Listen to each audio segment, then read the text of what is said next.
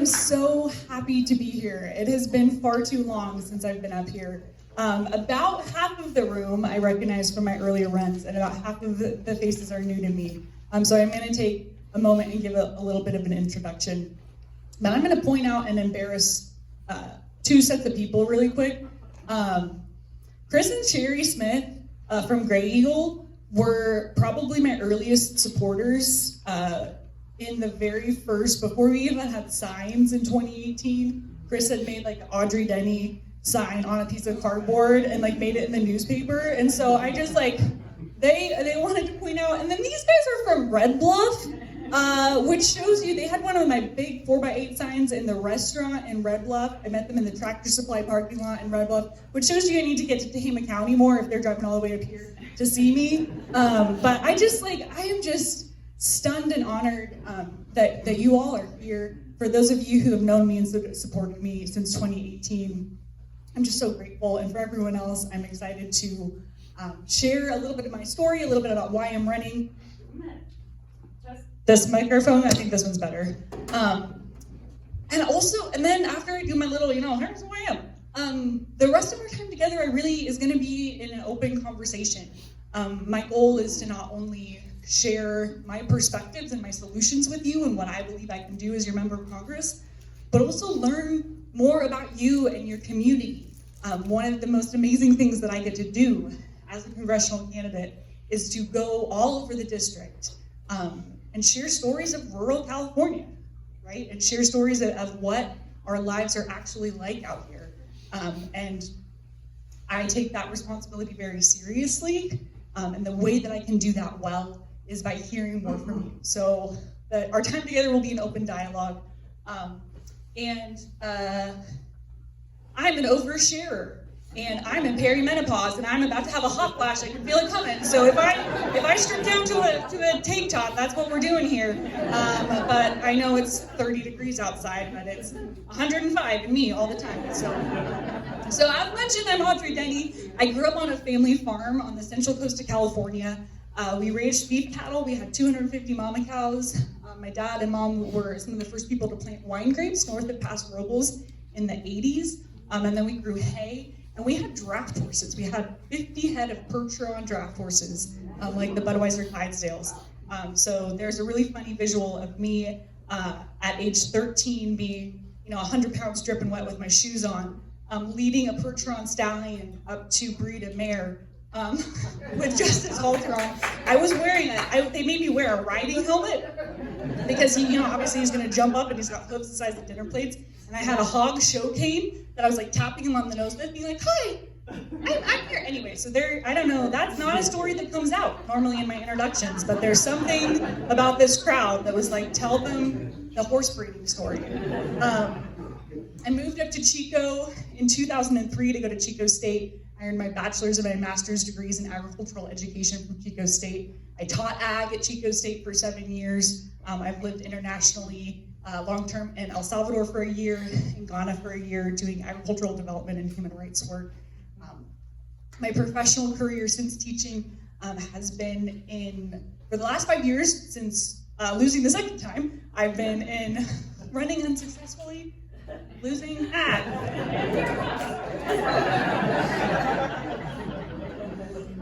talking about losing, making me sweat. Since the 2020 election, I've been working for myself primarily, but in the food banking space. So I'm a consultant. Feeding America is my largest client, and then I work with member food banks across the country. I'm helping them get better at serving our neighbors. And so that's been a really interesting space for me that combines my human rights background, my ag background, and my passion for fighting food insecurity. So that's been pretty amazing. I was telling these folks over here, I threw away the t-shirts and the signs after we ran in 2020, because I told my mom, I was like, and when you tell your mom it's gospel, I was like, Mom, I am never running again. We're done with that chapter. And then this August, right as the new maps were getting released, I was with my mom. She had eye surgery, so she had her little eye patch on. And then the news was breaking about what those new maps were gonna look like. And I said, holy moly, Mom. our part of the world is gonna elect a Democrat for the first time. I was like, Ma, I have to do it. And she was like, yeah, you have to do it. And then without even talking to my sisters, who are my best friends, I talked to my friend Alex Brown, who's my campaign manager right up here, and I said, Alex, I think that I should run for Congress, and I think that you should do it with me. And with that, we put out a statement on August 15th saying, if the maps pass, we're gonna run.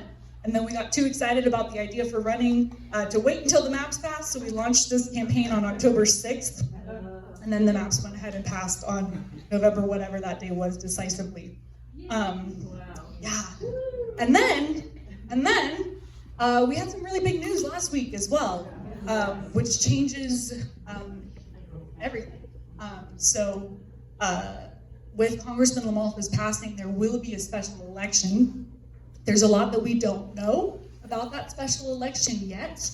We're expecting the governor has 14 days from a sudden vacancy like that to tell us more about the special election. So before January 20th, we'll know more. We're kind of all operating under the assumption that it will be in the old Prop 50 maps, the pre-Prop 50 maps, and potentially combined with the June 2nd primary. This is being videoed and going publicly. So what I will say is that we'll have an announcement to make as soon as the governor tells us when that special election is. And the announcement will be something to the effect of, I will keep fighting for my communities in any way that I can. And I believe that is a way that we can fight for our communities. We're thinking about it really seriously. So that's what I'll say about that. We can talk more about it later. But I do really want to take a moment and kind of hone in on the post-Prop 50 reality.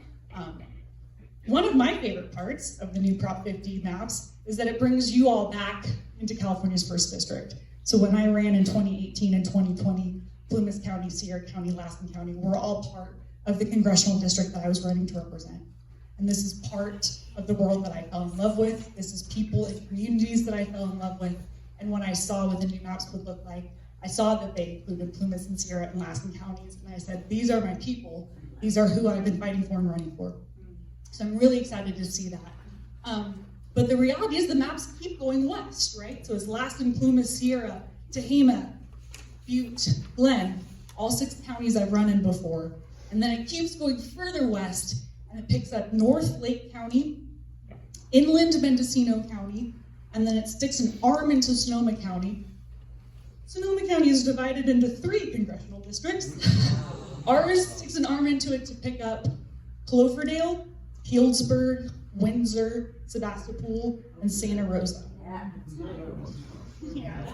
Not outside Sebastopol and not Roanoke Park, so that's right where the line is if you're familiar with that. So the reality of this new post-Prop 50 district is that the voter registration is 41% Dem, 31% Republican, 27% NPP. We will have a Democrat represent California's 1st District in November. The choice is what kind of Democrat you want and who they are accountable to. My goal here today is to be in conversation with you, share what I think about the issues, and try to earn your support. Right? That's why I'm here. But I think a couple of things differentiate me that I just want to start with. Just lay it on the table. Transparency is one of my core values, and that's how I'm going to show up today.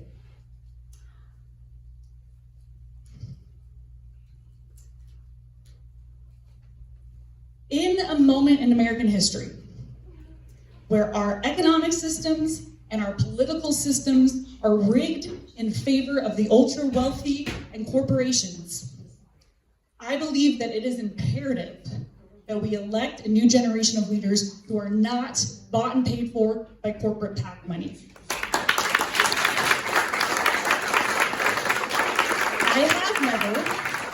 I have never, and I will never take a dime of corporate PAC money because I believe that we cannot make real system change to change those systems if we keep electing Democrats and Republicans that have their elections funded by those same corporate interests. Okay, that is who I My main competition in the Democratic primary is a state senator from Healdsburg who is terming out of the state Senate, who over his 12 years in the state legislature has raised $6.39 million from 1,927 individual donors and 660 PACs, including PG&E, Anthem Blue Cross, Facebook, Amazon, the very corporations that I believe we need to rein in and hold accountable are funding it. I offer that in a spirit of to lead into my next point, which was in the 3.5 years I ran for this seat before, in 2018 and 2020, we raised $3.5 million with an average contribution size of $47, 80% plus from within California's first district, without taking a dime of corporate PAC money. And we did that because of people like you. Right? And we can talk a lot about money and politics and corporate influence and the levers that I can press as your member of Congress if that's what you want to talk about. But until we get to a dream of publicly funded elections, right, where working class and young people can actually run for office because it's not financially prohibitive, we have to elect candidates who don't take corporate money. That's what I wanted to say about that.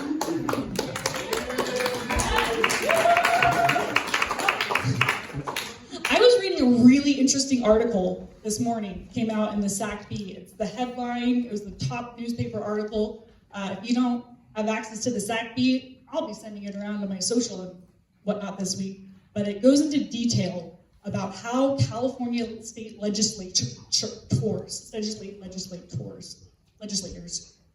really legislator versus legislature. Really hard when your mouth is consistently dry because you talk all the time.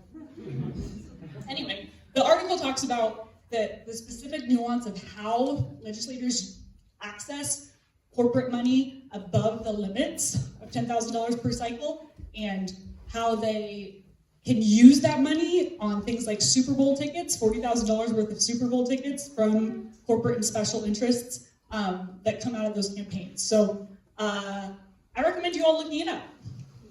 Anyway, that was it, right? I told you about horse breeding. I told you about corporate PAC money, the new district lines. I think it's time for questions. Who's going to be our question mic runner? Is it you? I can do that, unless somebody else is volunteering to do it. Alex Brown, ladies and gentlemen. Yay! We can make it short. So as a reminder, I'm taking questions about anything that you want to talk about issues, about the campaign. If you know something about your local area that you think I should know, this would be a great time. If you have something that you want really to get in depth to teach me about, we'll get your contact information with Alex and we'll schedule a call where I can have a Zoom call with you. Where's my guy? Where's my guy? My guy right here. We're gonna talk about logging and forestry later this week. And so if you have like a really in-depth nuance thing that you feel like might be more appropriate for a one-on-one, we'll schedule that too. But if you have something that's kind of short and relevant for the whole group, I'd love to hear that as well. So does anyone have one? yeah, who's got the first question? Okay, Right there. go for it. Yeah, go for it. Victoria Fowler from Redlow. I just wanted to know, do you have a strategy to gain those loyalists of Doug LaMalfa's, commitment to you? Is there anything you've got in the pocket that we can start talking about now? Yeah, absolutely. I think there's a couple important things to remember, and especially in Butte, Tehama, Glenn, and Lassen. So specifically, those 4 counties are important strategically for me because they overlap the old maps with the new maps. And so if a special election is happening consolidated with the June 2nd primary, my increased turnout in those 4 counties for the special will be one of the things that propels me across the finish line to the general in November.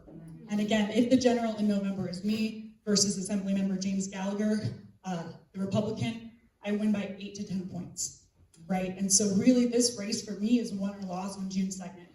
And so the things that we'll be doing in those 4 counties specifically are continuing to get our message out there of anti-corruption, no corporate PAC money. That resonates across the political spectrum. right? This district is 27% no party preference. That goes all the way from libertarians to socialists, right? It's a really wide spectrum. Traditionally, Democrats only pull about a third of those no party preference votes.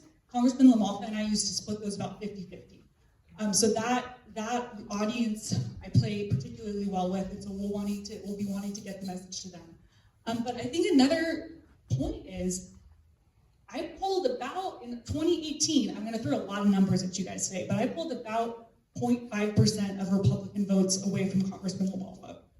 And those were people either that I had met and I'd done this with and they trusted me, or they were so disenfranchised by Trump and what Trump was doing that they were willing to vote for someone else. And we know in this moment of political polarization, we are backed into our corners, and it is hard to peel our partisan selves out of there.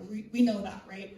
And we know when partisan politics become our identity, it feels like a personal attack when we're trying to pull people out of their corners. But more and more people are aware and ready to stand up and fight back against the rising authoritarianism under Trump, right? And so we have that as a leverage, but we also have the fact that I'm a person who will show up, who won't be bought and paid for, who wants to build collaborative leadership.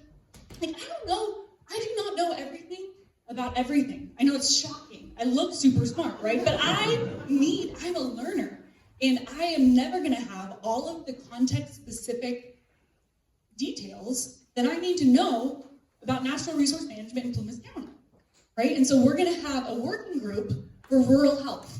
We're gonna have a working group for watershed and forest restoration, right? We're gonna have a working group for fire insurance. And we're gonna bring together experts and stakeholders from our district to be in those volunteer working groups. You're not getting paid, guys, we don't have any money. But in those working groups, so we have perspectives from across the district, so we can bring all the voices together that we need to solve those problems.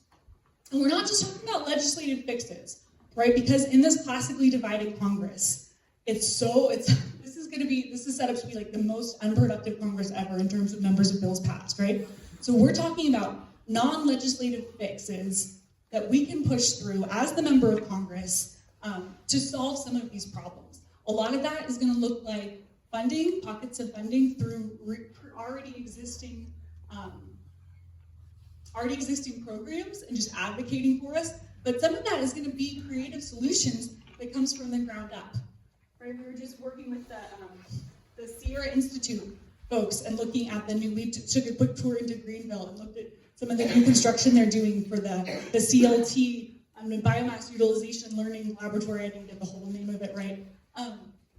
But how can the federal government provide not all of the money ever to keep the economy going? That's not what any of us want. But how can the federal government provide grant funding to that nonprofit to start the economic engine of biomass utilization? Right? Like, we don't want, nor can there ever be, enough federal dollars to cover every need. But federal money can kickstart innovation in our part of the world that will lead to real jobs, healthier forests, healthier watersheds. And your question was something about Congressman LaMalfa. So this is why whenever I do interviews, I have to do real immediate prep right before the interview, because they're like, Audrey, fix healthcare in 27 seconds. And I was like, no, I like nuance. So anyway, great first question. Who else has one? Don. We'll go Don, and then we'll hear, and then we'll come up to here. Audrey, hi. Hi. Water is about the only thing we've got that we can sell. And we've been doing poorly at it. I would like to see the federal government more active in the allocation of funds that could go for things like biomass harvest. If you look at what flows out of Oroville Dam, if we got a penny a gallon, that's $90 million a year. And so water is the thing I'd like to see emphasized here. Yeah, let's take one step back and say, under California's Constitution and statutes, stated California law, water is a public trust, right? That means water, according to the state of California, has to be used for the benefit of all. But to your point, often how water gets allocated is not in a way that is for the benefit for all. It's who has the loudest voices, who has the deepest pockets. I mean, Westland's irrigation district in the west side of the San Joaquin Valley, they're the biggest, right? They have the deepest pockets, they're the biggest bullies, and they get water from Northern California really cheaply to irrigate. I swear I have degrees in ag. To irrigate tree crops that are grown in a desert now, where the land is so salinized that they shouldn't be growing them there. Anyway, all that to say, not all that to say. Back with Southern California wouldn't exist in its current state without Northern California's water, right? 2/3 of the water falls to Northern California. 30% of the Met Water District usage comes from the Feather River watershed. Like, we are the water. The thing that I can do as a federal representative, 41.7% of our new district is federal lands, right? I take land management really seriously. And I think the member of Congress, besides being the connection point between citizens and the federal government, the member of Congress should be leading conservation and stewardship efforts on our federal lands. And when we do that, when we rehabilitate our ecosystems, when we rehabilitate our forests, we're able to capture more of that snowpack, recharge the groundwater, get more water going into the Feather River to head to Oroville Dam. So we're investing in California's water future, right? When we're talking about selling water, generally speaking, we're talking about people who have appropriative water rights can make transfers and make money off those transfers, and those are normally, I think, pre-1914 water rights that are also appropriative. So it's some of the ag folks in the valley that have those water rights are often ones who will then sell it to southern irrigation districts and make money. I would be really interested, and I'll have to learn more about what is the state level legal ramification of how, because in theory, what you're saying sounds great, right? But I'm just wondering, I don't personally know the state level legal mechanism that can make that work.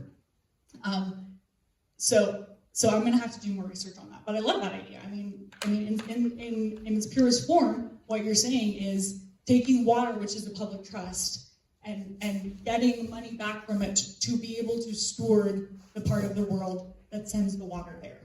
Right? Yes. Yeah, I think it's beautiful. Then we're gonna come here and then here, right? Hi, Audrey. Thanks for coming out. I really appreciate you dialoguing with the community. My name is Josh Hart. I'm director. Gosh, we Yes. emailed. Yes, Good to meet thank you in you person. for reading my long email. Hope I you love prospered reading. it. Appreciate it. Anyway, Feather River Action is a grassroots organization dedicated to protecting the Feather River watershed and defending community, encouraging community. And I just wanted to really quickly honor the life of Renee Nicole Good, who was murdered by ICE agents this week. And this is a reminder, this is not just wonky policy, this is real life.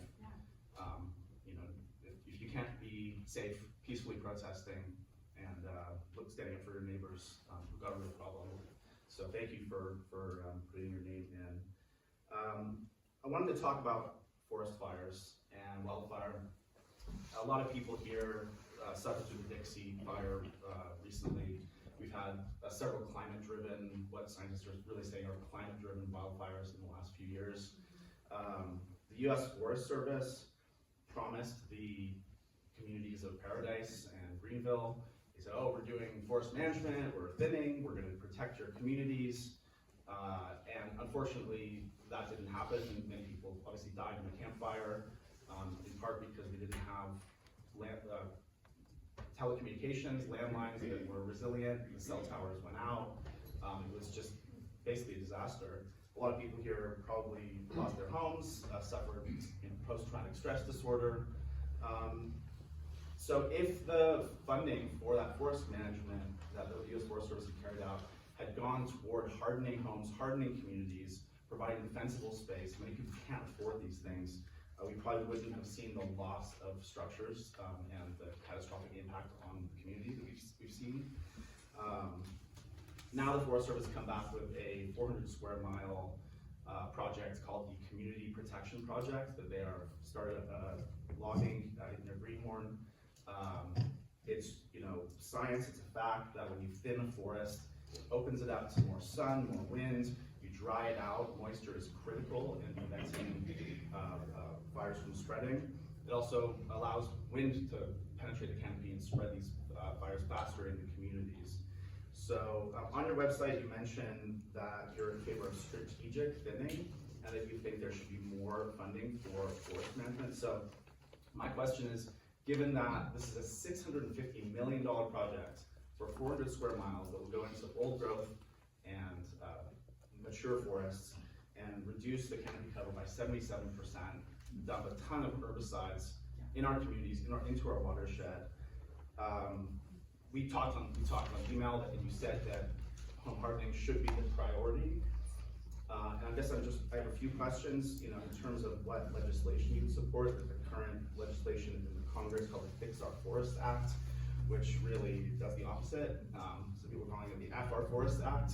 There's parts of it that are good. There's parts of it that are questionable. Okay, well, a lot of the environmental groups that I trust are opposed to this, and they are supporting the Community Protection of Wildfire Resistance bill, the Huffman's bill. I haven't seen that yet. Okay, Do you know what HR number on that? I don't. It's Okay, Huffman's okay. bill. It's called Community Protection and Wildfire Resistance Act.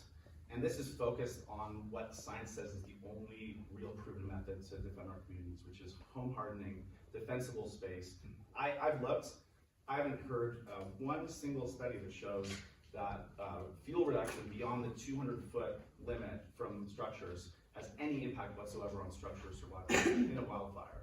So the last thing that people need who are struggling with trying to get back on their feet after the Dixie and campfires is basically the timber industry and the U.S. Forest Service feeding us lies, saying, oh, we're going to protect your communities, when in fact, what they're doing in terms of extreme logging in the name of wildfire protection is actually making our communities more dangerous. And I have a couple things. You need to get to the question. Yeah, I got it. Okay, there's a couple things that I want to hit on, because there's a lot of things that we agree on, and there's some things that you and I just have different understandings of science on. I want to say, like, logging old growth forests, never the appropriate thing to do. Like, we only have, with the percentage of old growth forests that we have left is so minimal that we need to protect that at all costs. I'm going to do more looking into the community protection project, because I can't speak eloquently to that, but if they're logging old growth forests, that's a no-go for me. They are, Strawberry Valley. Okay, great. I'm going to look more into that. I completely agree with you on the importance of home hardening, the importance of defensible space. I also know that so many people in our part of the world on fixed incomes whose fire insurance rates are rising every single year are saying, yeah, I want to do that, but with what money?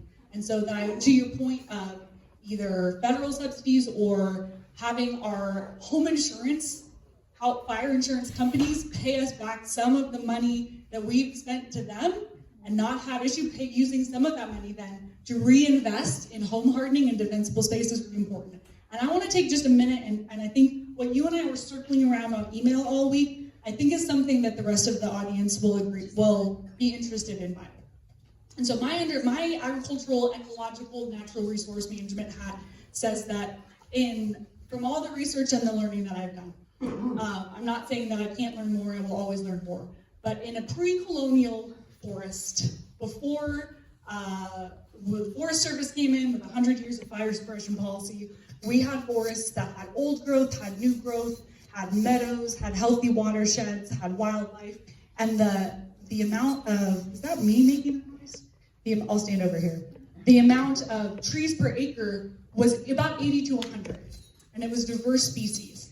And now some of these really overgrown, uninvested in forests after 100 years of fire suppression policy are now one single species of tree and are 500 to 800 trees per acre.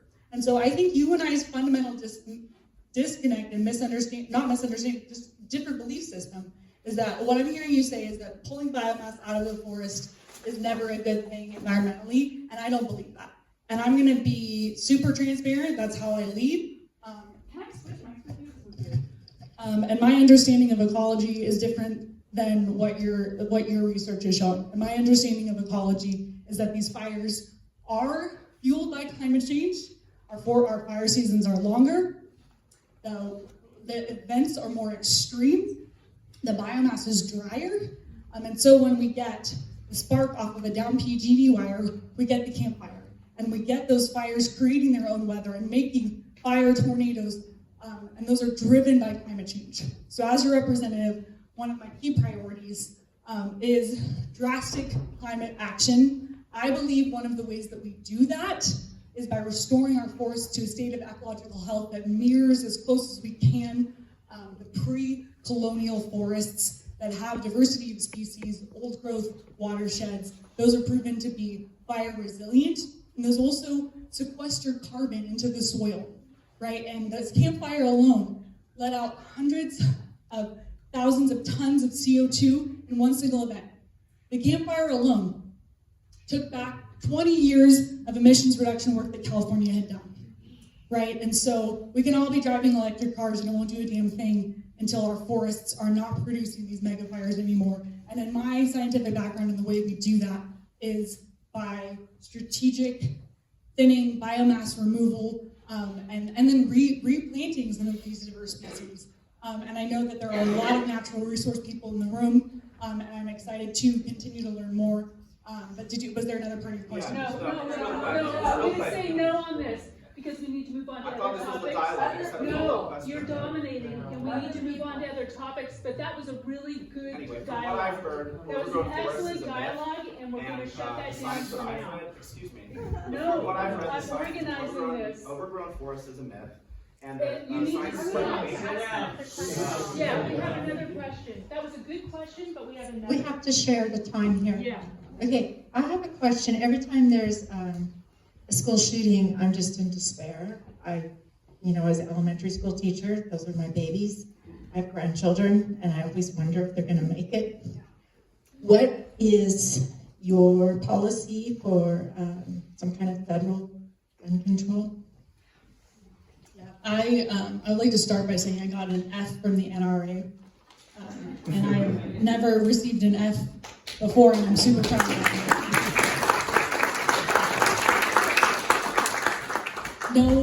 No mother, no teacher, no grandmother, no child should have to go to school afraid, and yet this entire generation and the generation younger than them are, right? Students should not have to practice crawling under their desks, right?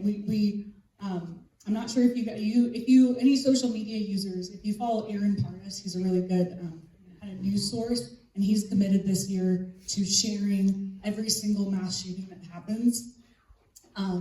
And so every single morning when I wake up and I get my 15 minutes of TikTok time, the first thing that I see is what mass shooting happened. So as your federal representative, there are easy, quote unquote, because we have until we get Democratic control of the Senate and the House. We can't push these things through, but banning bump stocks that turn regular guns into assault weapons, right? Banning, nobody needs an AK-47, nobody needs that. Tell me if you go hunting and you use an AK-47, tell me that I'm wrong, but I'd be super curious about that, right? Banning these assault weapons, these binary triggers, closing the gun show loophole. People shouldn't just be able to go to gun shows and buy something without a background check, right? In my family, we've had personal history with having, with a red flag law, where we've said this person is unsafe to have firearms, we need these firearms taken away. And that program needs to be expanded. It needs to be in all 50 states, and it needs funding to be implemented. And I want to close by saying, I'm a gun owner. I'm a gun owner. I grew up on a ranch, cattle ranch. We used guns to protect our livestock from coyotes. There was a whole year where the wild boar were eating the grapes straight off the vine, and we had to get a depredation permit. We took so many wild hogs to the food bank that year. It was wild, right? So I understand why firearms are important, especially in rural communities and rural life. But that does not mean that there are not things that we can do, and there are so many things that we can do to protect our young people. And I will be a fierce advocate for those in Congress. And thank you for bringing that up. Oh yes, Skylar. Hi, Skylar.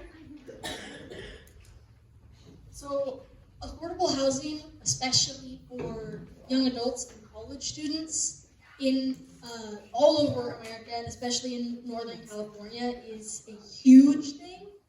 A lot of young people straight out of high school and who don't get to graduate high school are kicked out of their houses or have to leave abusive households, and they are homeless and living in a car or couch surfing because they cannot get an apartment because they don't have a credit check background, or they don't have a job because they don't have an address. So I wanted to ask how you could work towards affordable housing, especially for younger people, and also working towards people being able to buy houses, because that is like a huge thing that young people are afraid they aren't going to be able to buy houses by the time they're like 70 years old. And it's not. Yeah, I mean, Skylar, let's just call a spade a spade. Like, you're never going to get to buy a house unless things change. Like, that's just how it is. And let's look at the reason behind that. So first let's, like, a couple numbers that we're going to talk about. 7 million, we're missing 7 million low-income affordable housing units across the country. 2.5 million of those are in California. And most people, not most, the average amount of people that are spending in Northern California on housing, 50 to 60% of their disposable income. Economists say that we should be spending 30% of our income on our housing, and we're up to 50 to 60%. And the housing stock, to Skylar's point, the housing stock is being bought up by Wall Street and investor groups, so the stock isn't available for young people to actually buy. All right, so there's a couple different levers that we can press here to address this problem. One of them, when we're thinking, there's some of them are wonky and nitty-gritty that we'll kind of move over pretty quickly, but one of them is, in order for affordable housing developers who develop not at market rate, but at an affordable housing rate, they have to work with local nonprofits in a local community to make it happen. But they really depend on the low-income housing tax credit. And so that is a really important piece of the federal puzzle that I will support as a member of Congress. That's wonky and boring, but that's part of the puzzle for me, is making sure that, and I'm generally the one railing against corporate interests, so it's very rare that I'm like, yes, but the corporations need this tax credit. But in this case, like in the system that we have in place now, if we're gonna quickly build more affordable housing units, we have to work in the system that we have to make immediate change. At the same time, I want to be working on structural and system change that reins in Wall Street and investors and their ability to just buy up bunches of our local houses and use them as Airbnbs or rental units where they're charging 3 times the market rate. And so that's the other end of the spectrum in terms of system change. Stuff in the middle that disproportionately affects our rural counties. There's federal programs like through the Rural Development Program through USDA, where we can, before we can get a legislative fix, we can advocate for those dollars that are already appropriated working to come to places like Plymouth County. Those are a couple of the things that I think that I can do as a member of Congress. But to your point, like when young people leave their homes, sometimes abusive homes, like 10% of Chico State students are housing insecure, like couch surfing or living in their cars. And that's morally unacceptable, right? And if we're at the same time going to not invest as a society in places for you to live, and then also make it really freaking hard for you to get a job in this market, because you're lazy. And then we're going to tell you that you're lazy, is what Skylar said. Exactly. And so I want to just make a commitment to you that I will be. Sometimes, every time I make a commitment to a young person, an angel gets its wings, and that's this. I want to make a commitment to you that I will be an accessible policymaker, and that I will not just think that I know the solutions or the lived experience of your generation because I'm closer to your age than other people are, right? I want and I need people like you at the table who will bring not only the lived experience, but the ideas, because what I've seen in my food security work is the people closest to the issue are the people with the most creative solutions and policy and ideas. And that is how it is on every single issue. And so this is my commitment and my invitation to continue to be in conversation, continue to learn more, and specifically figuring out some of those rental unit questions and how we can increase rent. I need to learn more about that, so it's a really good call on. Thank you. Could I follow up on that just real quickly? Follow up and then we'll Prop 13 Prop 13. has a huge effect on housing difficulties, and I'm in the group of people that are largely represented here that kind of benefit from that. Maybe it's time to get rid of that. Yeah, and that, I mean, we would have to work with our state legislatures, Sure. legislators. Words keep getting every day. But yeah, I think it is. I think that is a really good point. I think it could definitely be time to revisit that, especially at the crisis levels that Skyler is describing here. So I'm very familiar with the western part of your listening Oh, district. fantastic. And That's I see that nice. you kind of have 3 regions that are completely different value systems. Hold it, Different hold it. value systems in the 3 different regions in the western area. I'm wondering what your strategy is going to be for getting through to those people to compete with the other Democrat. Yeah. The inland Mendocino and the Lake County folks, their lived experience and their issues that they're struggling with are actually pretty similar to the rest of our district. Like Covelo, remote rural, right? Ukiah, Willits. Ukiah is the big town that we have. And then that kind of northern Lake County too, economic isolation, loss of healthcare clinics, relatively remote. Sonoma. Let's talk about Sonoma. A huge amount of people live in Sonoma. Santa Rosa has 177,000, Chico has 100,000, all the other towns in the district have 31,000 or less. And so we have to make, and we are continually working on making inroads in Santa Rosa. The thing that I think there are some nice features of the new gerrymandered district, natural resource management being one of them, agriculture being one of them, fire insurance desperately affects the people living in Sonoma County in that part, and the increasing cost of housing. I mean, one of my good friends lives in Santa Rosa, and we were chatting on Friday trying to make a plan for how to get more young people. But one of the things she was telling me, she's like, Audrey, like, for a 3-2, like 1970s construction in Santa Rosa, if you can find it, you're paying $800 or more. And so even though the median average income in Sonoma is significantly higher than us, there is a lot of working class people who are trying to make it work and are getting priced out of Sonoma County and then moving into Mendocino County and getting priced out of Mendocino County. So one of the really interesting things we're seeing is this dramatic drop in school-age population in especially that Santa Rosa area, because people are getting priced out, working families are getting priced out, and so then their school districts are having to close or consolidate because there isn't enough school-age population anymore. Was the question about issues that connect to us cultural? Strategy. To get through that population. Yeah. So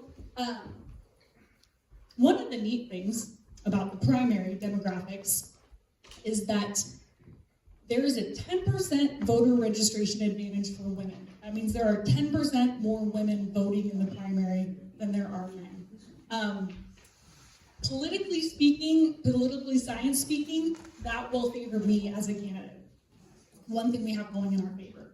In terms of the specific nitty-gritty strategy to get those folks, we'll do our polling, will happen soon with the same polling for my views, and that gets down to the granular level of the demographics in the different area and which one of the messages about me sways them in my favor. So for instance, all the college-educated women under 50 in Santa Rosa, we'll poll them and we'll know X, Y, and Z things about Audrey makes them want to vote for me. And those people will get hyper-targeted with that message. And that will come through TV, that will come through, not TV, that's the big message. That will come through mail, that will come through digital, and that will come through field. We're gonna have a really big field program starting early, both in Santa Rosa and in Butte County. And also tons of opportunities for our rural communities to participate in phone banking, door knocking where appropriate, text banking. But really that direct voter contact is crucial. My win number for the June primary, only 54,000. We're gonna knock on more than 54,000 doors between now and then. In the 2020 primary, I got 92,000 votes. In the March the June 2018 primary, when I'd only been running for 5 months and we'd only raised and spent $250,000, I got almost 40,000 votes, right? And so, because of the top 2 primary system, our win number is smaller than it would be, because I just have to come in second behind the Republican candidate, and then in November we win. And so we have, we have a path to victory that we never had before. Like in 2018, we were running on a hope and a dream, baby, and we came closer to winning than any. In fact, one of the things I read in one of the articles about Congressman Lamalfa and his passing, every single election that he was in, he won by over 10%, except for 2018 against me, where he only won by 9.5%, right? And so that 0.5%, but that is the hope and the dream that we were running off of, and the fact that we were able to do what we did in 2018 and 2020 is a testament to rooms like this full of people across the district, right? But this is the year that we will be able to make that change, and I'm really, really excited.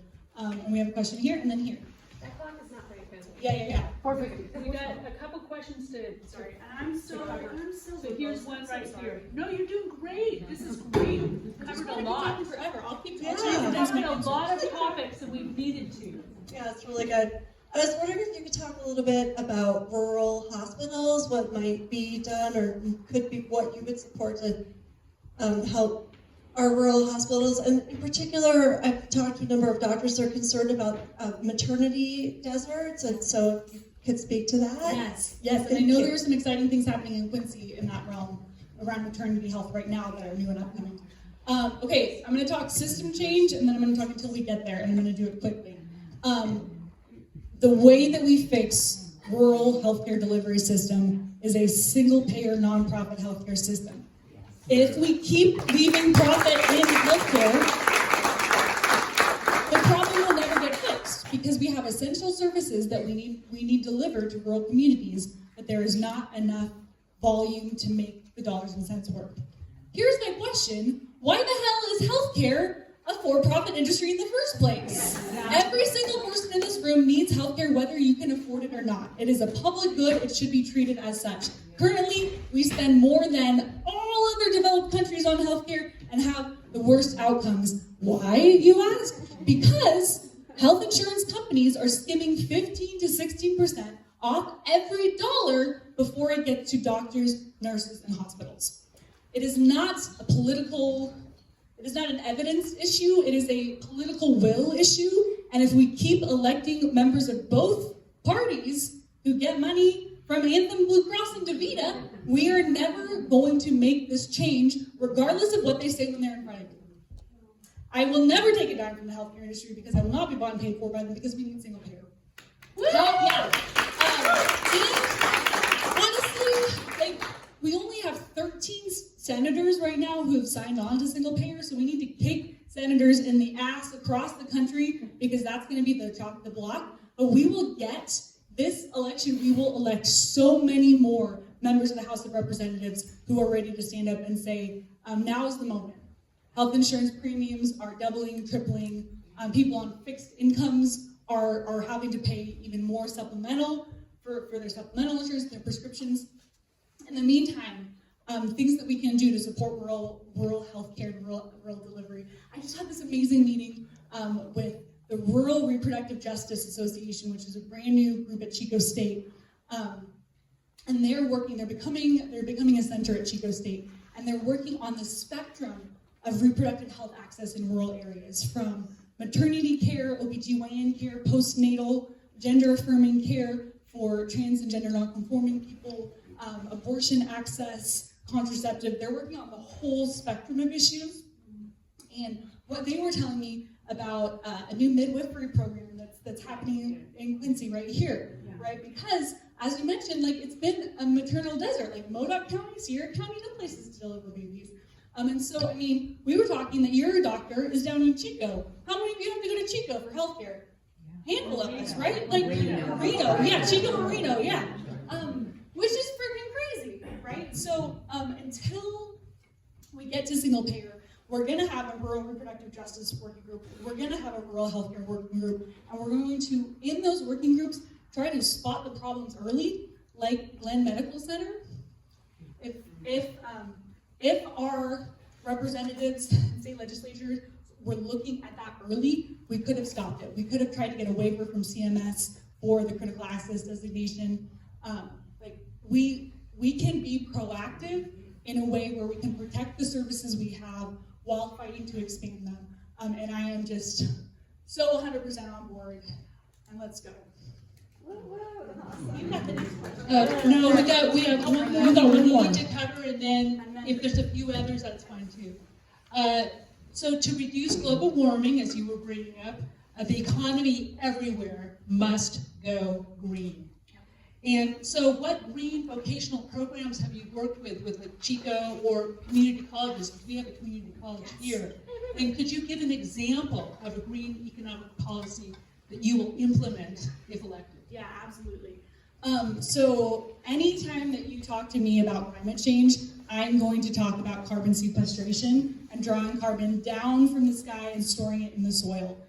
Agriculture policies, we can get into the weeds, which we're not going to do, but we can get in the weeds about the Farm Bill and the Natural Resource Conservation Service and how that technical assistance can help farmers implement things like rotational grazing and cover crops and things that not only will help us store carbon in the soil, but also help them be more profitable and more resilient. So farm policy is a part of it.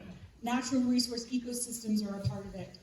But then to the point where you mentioned like college programs, Yuba College has 4 new certificate programs, 1-year certificate programs that they're rolling out this year. 1 in GIS, 1 in watershed management, 1 in forest health, and 1 in soil health. These are the kind of programs that we can get students in right out of college who don't need or don't want an AA right away, but want a good paying job. We can get them working in soil health work, doing data collection, and then maybe their minds will be expanded and be like, oh my gosh, turns out I love soil. And then we need a pathway for them to go back to college, get their AA, get their degree in soil science, and become soil scientists, right? And so in order to make all of this work, we need a circular economy that is centered on things like the CLT plant that we saw over here. Ways that we can economically incentivize things that we can do with the biomass that we need to pull off of the forests to then make good materials that we can use to build hardened homes. And like, this is the first CLT cross-laminated timber facility in the entire state, and it's like spitting distance from here. Like, this is really exciting stuff. In Reedville and Greenville, there's new buildings, new homes made out of this cross-laminated timber, and it's so exciting. Because when we have a chance to make new buildings, okay, it's exciting. Anyway, Green New Deal style investment, green energy, just transition, investments in the communities that are the most harmed. Go, Green, go.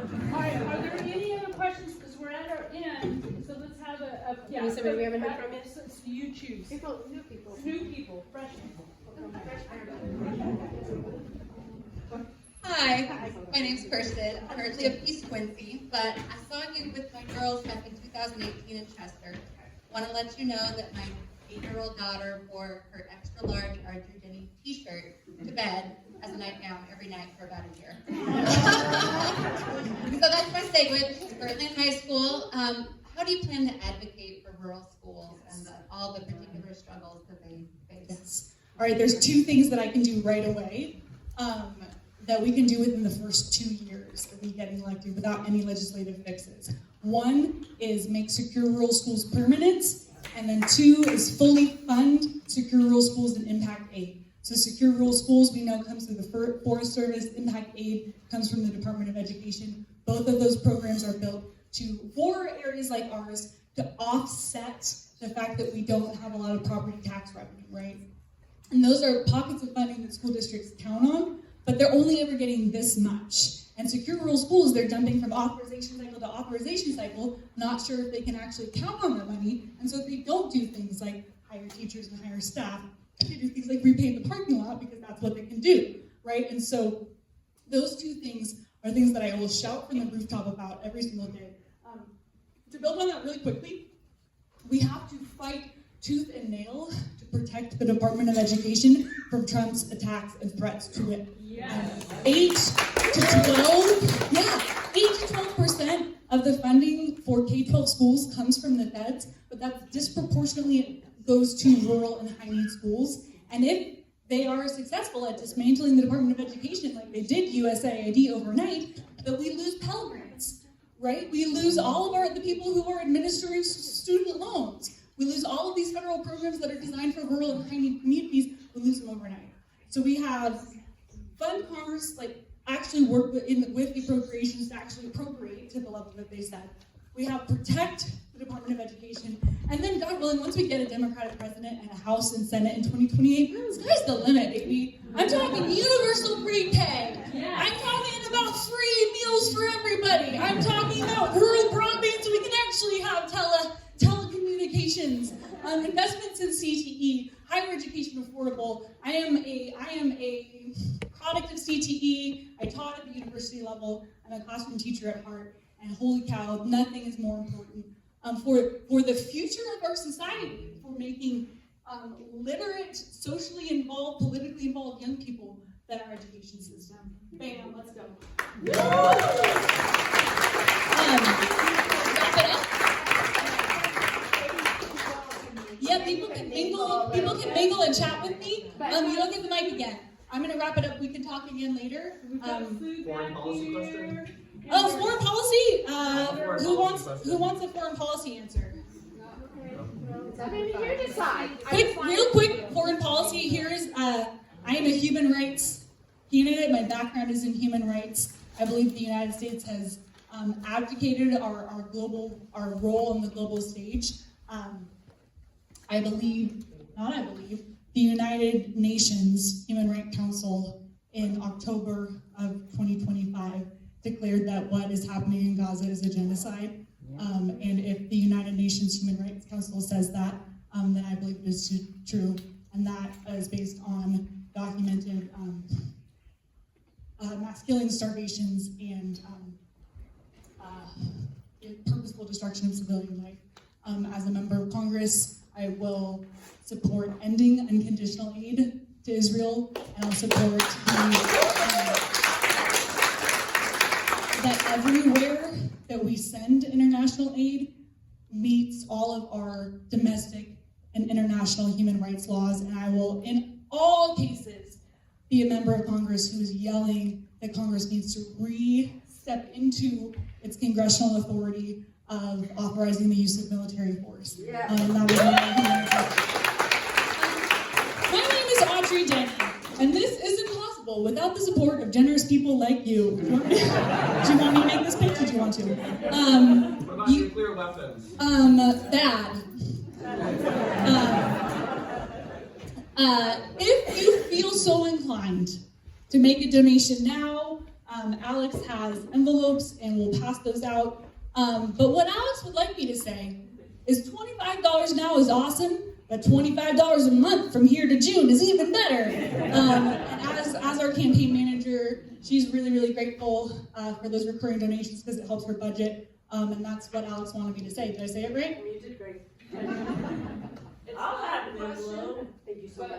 There's also envelopes in the One of back you there. stated that you had the maps back there, and I went back there and I didn't see any maps. So I have the maps are in the thing that says understand the new district, and then Okay. that's written, and then Thank the you. back. What committees do you want to sit on? I want to sit on the Ag Committee and the Natural Resource Committee. And you know what is really cool is when I win the special election, I'll get seniority over the entire incoming class before next year. So I could also get another sweet committee. So you're running. You're going to run in the special election. Yes, she is. Yes, she is. We haven't made a public statement yet. I don't know what you're talking about. I can't say I'm going to win something if I'm not running it. Do that rap. I will stand up here and talk with people. If you have something that you want to tell me about that you didn't get to, give me your phone number or your email address here, and I will follow up with you this week, and we'll put something on the calendar. I love you guys so much. Thank you.